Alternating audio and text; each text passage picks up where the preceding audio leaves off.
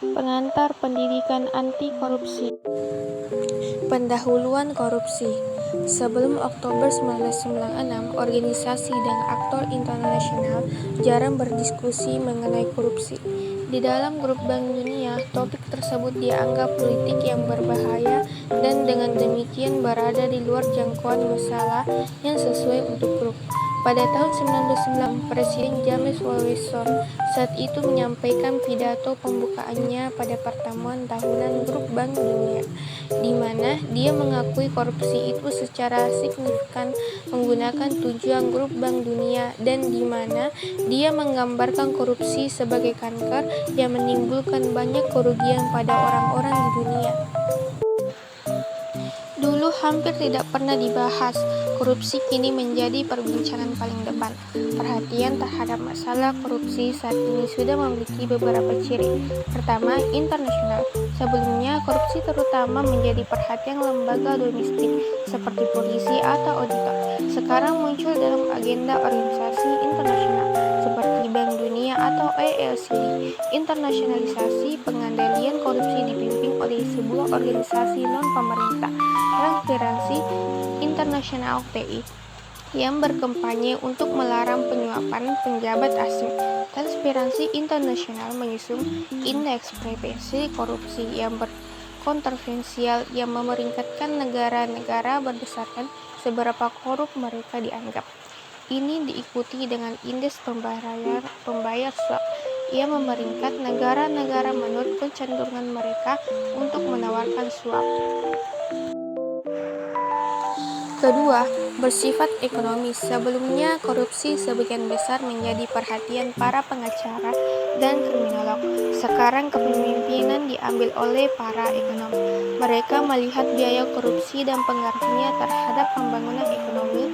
Mereka juga menerapkan metode analisis ekonomi untuk masalah korupsi, asumsi bahwa orang rasional dan penuh perhitungan akan menanggapi insentif dan disinsentif. Ketiga, perbedaan tajam antara hadiah dan suap telah disampaikan oleh Presiden Nigeria Olusegun Obasanjo yang mengatakan hadiah itu biasanya berupa tanda, itu dituntut. Nilainya biasanya dalam semangat daripada nilai materi. Biasanya dilakukan secara terbuka dan tidak pernah secara rahasia. Jika berlebihan menjadi malu dan dikembalikan jika ada korupsi yang merusak dan menghancurkan aspek budaya ini. Keempat, tindakan negara mencurigakan. Sebelumnya, skandal korupsi dapat menyebabkan tindakan keras atau penyelidikan yang disponsori pemerintah. Komisi independen mungkin dibentuk tetapi akan melapor langsung ke Perdana Menteri atau Presiden. Sekarang ada lebih banyak kecurigaan bahwa mereka yang berada di atas mungkin juga terlibat. Komisi Independen Melawan Korupsi di New South Wales misalnya melapor kepada komite berfiltrasi legislatif, bukan kepada pemerintah yang membentuknya. Itu melanjutkan untuk menyelidiki Perdana Menteri negara bagian yang menyebabkan pengunduran dirinya. Meskipun Mahkamah Agung kemudian menemukan bahwa Undang-Undang IACAC tidak berlaku untuk Perdana Menteri dalam keadaan tersebut. Keempat, ciri minat baru dalam korupsi ini terkait dengan kecenderungan yang lebih luas. Kementerian Transparansi Internasional yang pesat merupakan bagian dari proses globalisasi.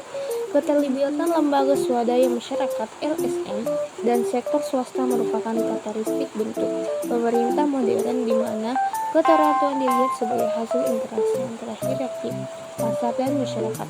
Analisis ekonomi terhadap korupsi adalah bagian dari gerakan intelektual yang lebih luas untuk menerapkan asumsi pilihan rasional pada institusi sosial dan politik. Ada hubungan antara karakteristik tetapi juga ketegangan di antara mereka.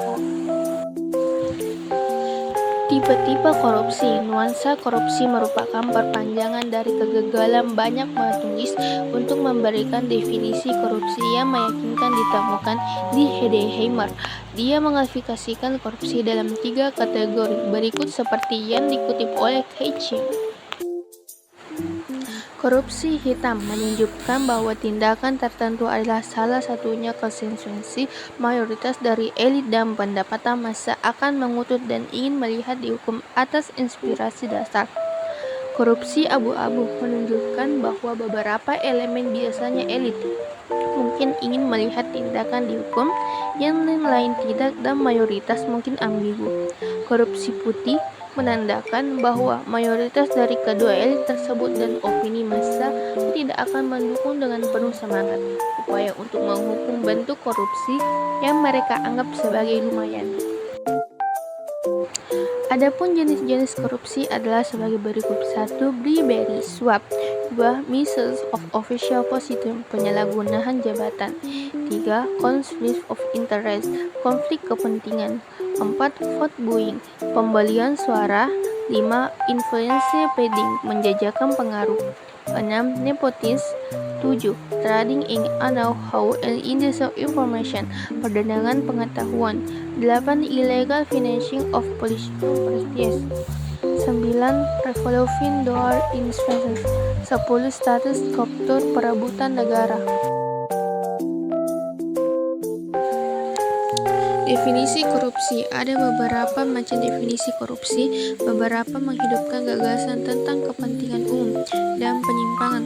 Yang lain menjelaskan pemahaman populer, memperhatikan perbedaan budaya. Yang lainnya dalam yang apa orang anggap korup. Korupsi seringkali tetapi tidak selalu melanggar hukum di banyak negara. Meskipun hukum sulit untuk ditegakkan, penjelasan berbeda untuk korupsi menyarankan pendefinisian yang berbeda, sama seperti diagnosisi penyakit yang berbeda menunjukkan penyembuhan yang berbeda. Pengukuran korupsi. Kita sekarang harus beralih ke ukuran korupsi, karena tanpa dasar kita tidak dapat membuat perbandingan yang tepat untuk memasukkan ini ke dalam konteks. Peter Lilla menulis sebelumnya tentang pencucian uang dalam berbagai bentuk, mencatat bahwa hanya satu bentuk perdagangan obat-obatan terlarang yang diperkirakan memiliki omset $400 miliar per tahun.